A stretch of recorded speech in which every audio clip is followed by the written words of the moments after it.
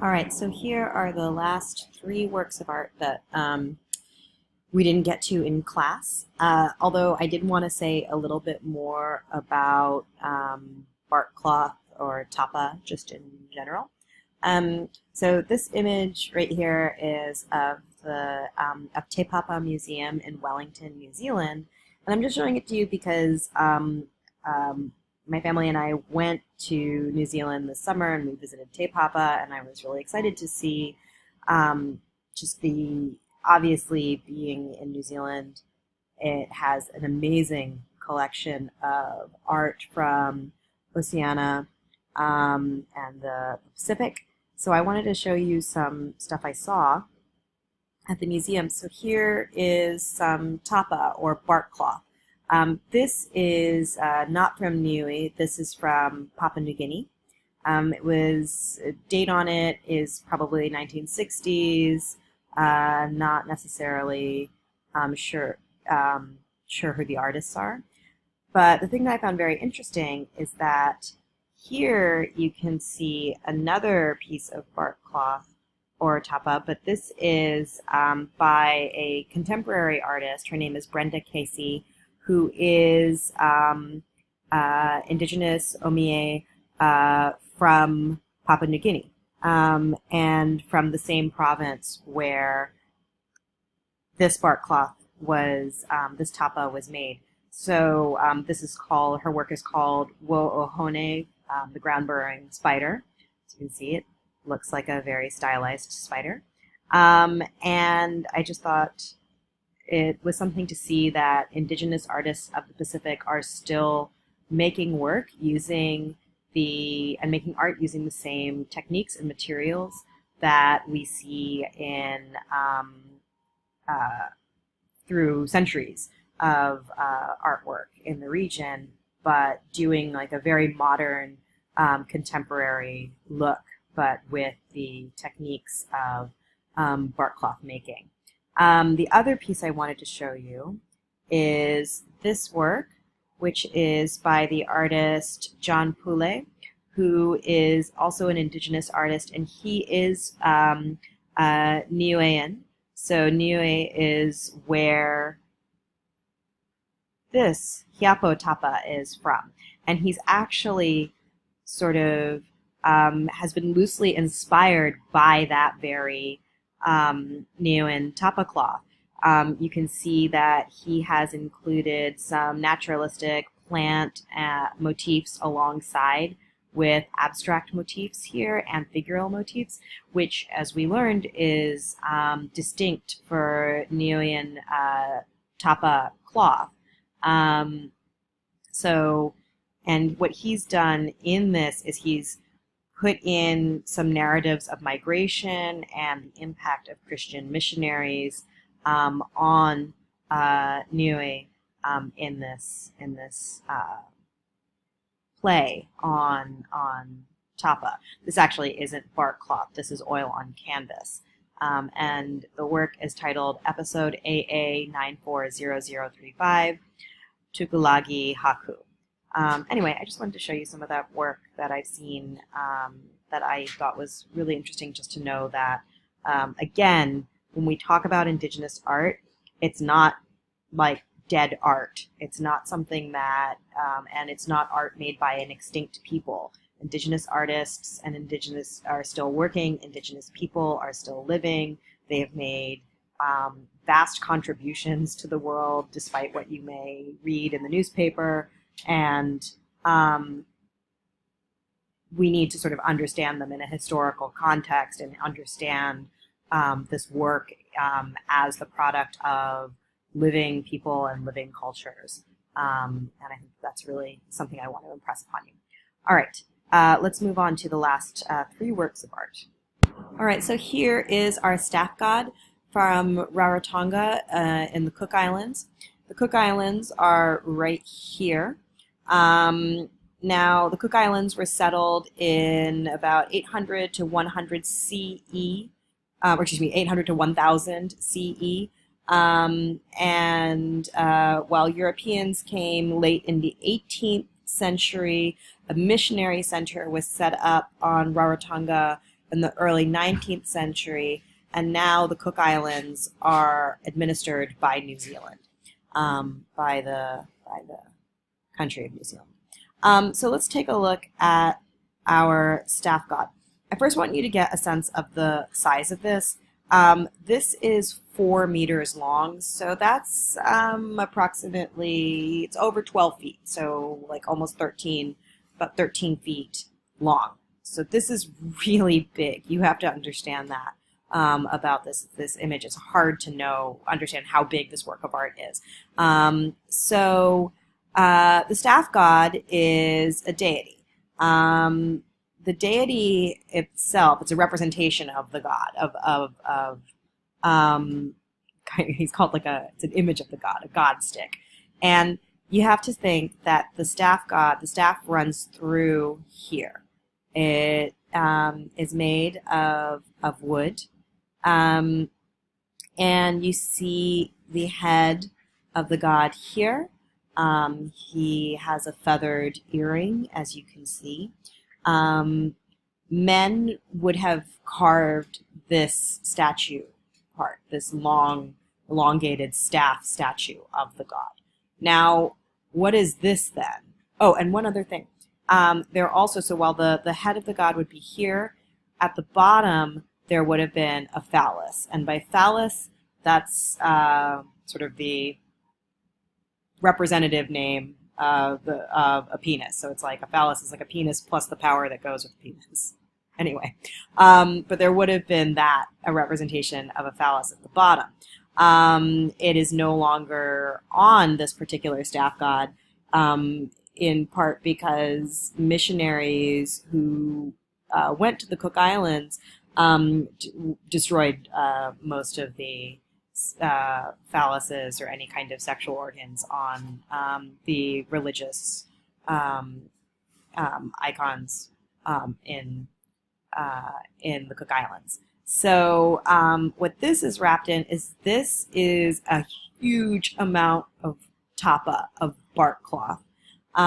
So the tapa here is, I think as we talked about in class, something that bark cloth would be used for in addition to gifting and for making clothing that was of great value, great spiritual value. It would also be used to protect a god figure. And remember also that tapa is infused with mana, that spiritual power. So to have this much tapa to be wrapping the staff god, you can see how important the staff god is. And I can't remember if I just said this, but women would have made the bark cloth, as we know. So as to who this god is, we don't really know. Some have speculated that this is Tangaroa, the creator god, but there's really no evidence to know definitively if that is true. And the big thing that and this image here is a contextual image of how the staff god would have been worshipped. The thing about this is that it's just really uncommon to still have something of this size in terms of a staff god. This is the largest extant surviving staff god. The rest were either destroyed by missionaries or, again, being made out of bark cloth, they just would not have survived in time. They would have deteriorated. The material would have broken down, and we just don't have it. So to have this representation is really rare. Okay, so that is our staff god. Let us move forward. Okay, so here we have the presentation of Fijian mats and tapa cloths to Queen Elizabeth II. Let's just talk a little bit about where we are in the world first, and then we'll talk about when we are. So we here are in Fiji. All right, so here is Fiji. Now, first of all, the thing about Fiji is that Fiji is first settled by Melanesians. But then later on it has Polynesian influence, so it is kind of a blending of Melanesian and Polynesian cultural forms and ideas. So what's going on in Fiji in this photograph? Well, it's 1953, and the newly crowned Queen Elizabeth is touring the 4 continents of the soon-to-be lost British Empire with her racist husband, Philip. I'm not just being like, look, if you want to look up Philip, Philip has said all sorts of really, really racist things. But in any case, and if you watch the TV show The Crown, or which you probably don't because it's kind of boring, but maybe your parents do, the very first episode of the very first season of The Crown is Elizabeth and Philip doing this version of the tour in Africa, and like Philip totally insulting all the African kings that he meets. Anyway, so so here we have women, Fijian women, in a processional holding, wearing tapa, wearing bark cloth garments, and they are holding woven mats that they are going to present to Queen Elizabeth. So bark cloth is called masi in Fijian, and you can see an example of it laid out there, if you can see it a little better. So this is, again, the geometric form of bark cloth that, unlike the Niuean one that has that those naturalistic forms in it, this is sort of the more traditional geometric form of bark cloth. Bark cloth would be worn or presented as a gift on an important occasion. But the thing that they're holding is not bark cloth. What they're holding are mats. Mats that are woven out of the pandanus plant. That's the plant there, just to get a sense of what you're seeing. That would have been dried and then dyed and then woven. This is a very simple design. It's not like what we have come to see in our examples of tapa, which is very richly patterned. So you think, oh, well, why are you presenting these super simple things to the Queen? Well, they were still, Fijian mats were simple because they wanted to emphasize the importance of the function of the mat. So it wasn't really important to think about like, oh, this like super special form, but rather like this has a really,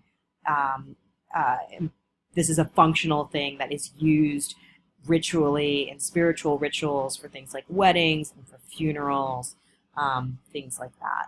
So when you look at this, you know, this is kind of like all the pomp and circumstance that, you know, monarchs of dying empires are looking to receive from their, you know, faithful, their faithful and happy subjects. So Fiji gains independence in 1970 from the British. I have for you, in addition to this, I've included a little video. It's like a newsreel video of Elizabeth's visit to Fiji. It's just like a minute and a half long. And in it, you will see the rest of the kind of really elaborate performances that would have gone on during this presentation and this ceremony, this welcoming ceremony for Elizabeth. You'll also see the kava ceremony being performed. So kava is a communal tea drinking ceremony in which the most prestigious person would drink from the bowl of tea, and then it gets passed down and everybody drinks from the bowl of tea in the community down to the least prestigious person. Remember that Fiji has a lot of Melanesian traits to it, not necessarily just the strict hierarchy of Polynesia. So the kava ceremony sort of marks that, right? That like everybody, yes, the most important person drinks first, but eventually everybody drinks from the bowl. So you can take a look at that video as well to get a better sense of what's going on in this photograph. All right, let's take a look at the last work of art. So, Tamati Wakanene. Here we have our first oil painting. It's our first oil painting. The artist is Gottfried Lindauer. Lindauer is a Czech artist, His patron is a New Zealander named Henry Partridge, although I suppose at the time he would have been an Englishman, who had him paint Maori subjects. He had Lindauer paint largely Maori leaders and as his subject. Partridge sort of wanted to document Maori people. And the Maori, of course, are the indigenous people of New Zealand. When painting Maori people for white patrons, Lindauer has them in indigenous dress. Lindauer would be hired by Maori people to paint portraits of Maori people, and when his patron was Maori, he would paint them in Western dress. So who is he painting here? He is painting Tamati Wakanene. Now, first of all, we should remember, or know, that Tamati Wakanene did not sit for this portrait. Lindauer comes to New Zealand actually after Tamati Wakanene dies. So Lindauer paints this painting on the behalf of Henry Partridge. So that's why we see the full Maori dress. And Lindauer paints it from a photograph. So he uses a photograph as his guide to paint this painting. So let's take a look at what we're seeing formally. So it is portrait, it's oil on canvas. In terms of Lindauer would sketch directly onto the canvas. You can sort of see he has a really nice attention to color there and light. There's this real rich luminosity both to the staff and also to Tamati Wakanene's skin. It kind of glows against the background of the sky and the landscape. So, and there's like just very, very fine detailing as the light catches the feathers of the kiwi coat he is wearing. So, as I said, he's wearing a kiwi feather cloak. You can see that here, an actual kiwi feather cloak there. He has an earring of ponamu, which is greenstone. It's a nephrite jade that is considered to be very, very precious and have spiritual qualities for the Maori. And he's carrying an embellished tewa tewa, which is a sort of a axe, you can see, with feathers. And this one even has an inlaid eye right here in the staff. So he also has a facial tattoo called a moko. I've also included a video at the end of this, which is it's a short Vice video about the moko tattoo and how in Maori communities among the Maori in New Zealand that the moko tattoo is becoming something that more young Maoris are reclaiming as a marker of pride in their Maori identity.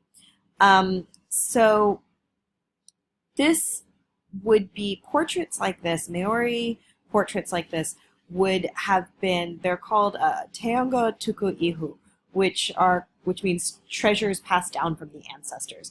And portraits like this would have been hung in a family home, or the Wara Nui, which is like the Maori community center. And they wouldn't just be a portrait of somebody who died, but it would also be like a proxy for that dead ancestor. So you could go to the portrait and talk to him or grieve for him. So it's almost like it becomes an embodied stand-in for the ancestor that has died, which is why with these kinds of portraits, if if an art gallery has one and the family is still living, the family gives permission before the gallery can loan it out someplace or reproduce the image of the portrait, because it's kind of like an extension of the spirit. The portrait itself is an extension of the spirit of the ancestor. So Tamati Wakanene was a Maori rangatira, which is a Maori chief. He lived from about the 1780s to 1871, so a very long life. He was a savvy leader in the time when British colonialism began in New Zealand. He converted to Wesleyanism, which is like a strand of Methodist Protestantism. It was founded by this guy Thomas Walker, and actually Tamati Waka is a Maori take on the name Thomas Walker. So, by the way, I was also going to show you where we are. I forgot to tell you that at the beginning. So in terms of where Tamati Wakanene was from, he was from the Hokianga, which you can see is right here up on the tippy top of the North Island of New Zealand, so right about here. Okay, so that's pretty much all I needed to tell you that we didn't get to in class. Hopefully this helps you in studying for the test and completing your image set analysis. Please email me with any questions that you have, or we can set up a time to talk, meet before the test, and yeah. Hope you have a good rest of your weekend.